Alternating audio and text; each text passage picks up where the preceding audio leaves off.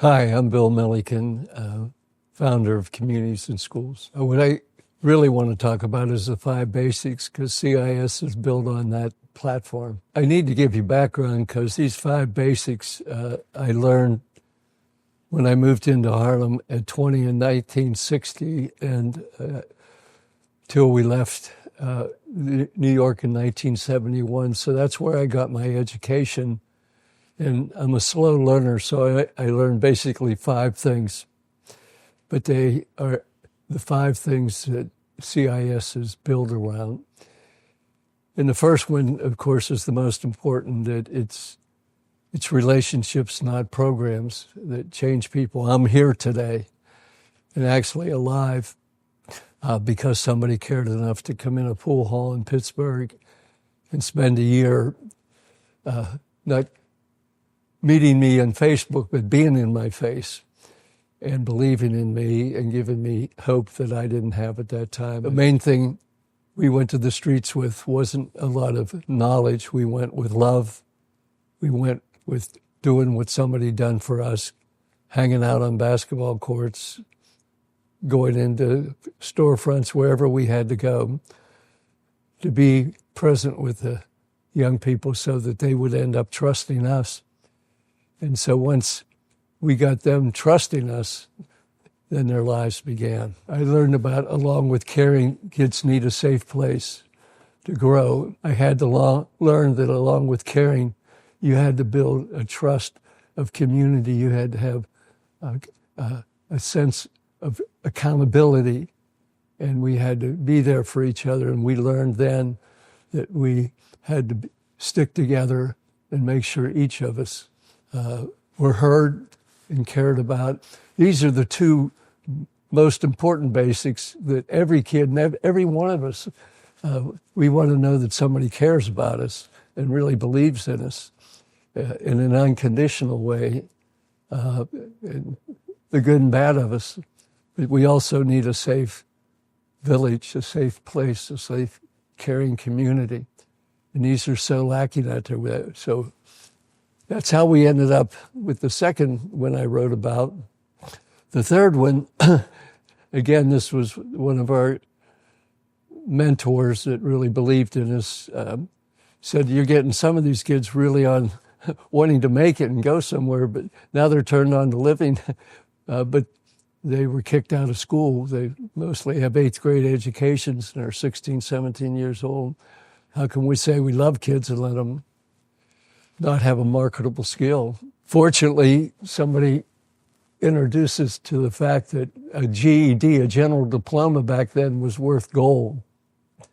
And so this may be their ticket out. And so that's where, when you read about it, it was the birth of the street academies.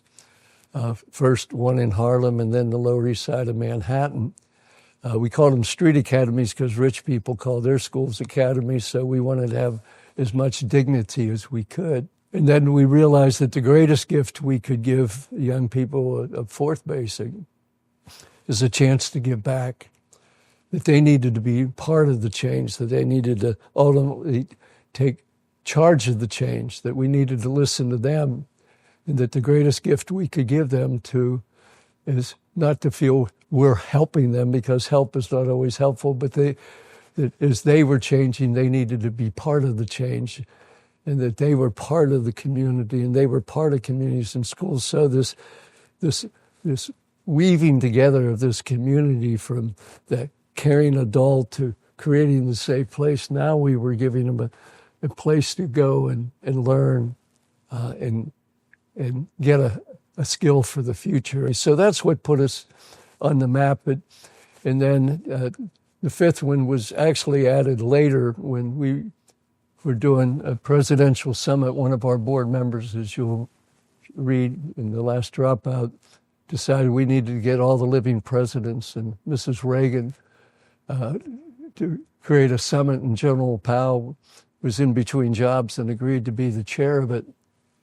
And this was to raise the consciousness of the have and have-nots. And got a call from Marion Wright Edelman of the Children's Defense Fund and said, I don't see anything in there about health, so we added a 5th one about a healthy deal. So lots of people were involved with these 5 basics, but the reason they're so important, we talk about integrated services, and we have a site coordinator. What do you integrate them around? And now it's being proven that as you integrate them, you need to integrate them around something. That this is the hanger you put them on. So you integrate around those 5 basics, and these are, you'll see the partners we have are made up of those 5. But the thing that makes CIS,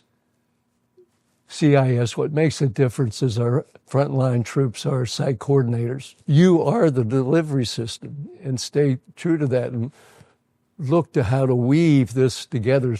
I remember in the early trainings in CIS, I had to kick them off at the Iacocca Institute, and I said, you'll know you're going to be a good leader in CIS, whether it's a site coordinator, an executive director, or what, if you know how to do 2 things at the end of the training. One is weaving, and the other is whitewater rafting.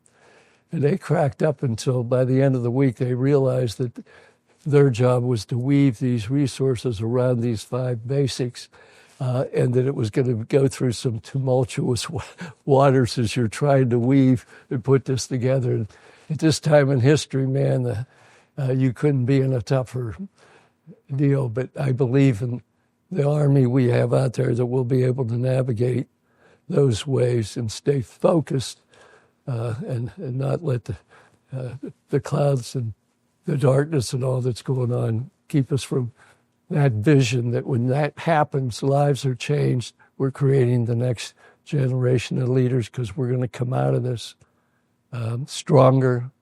And we weren't built to be an overnight success. It's taken us 50 years to get here, but boy, by Gene and I and Neil and others that built this thing, we won't be here, but we'll watch from somewhere else as you take the next 50 years to a whole new level and make sure every kid has a meaningful relationship with a caring adult, a safe place, a marketable skill, a chance to give back in a healthy life. So anyhow, it's such a gift.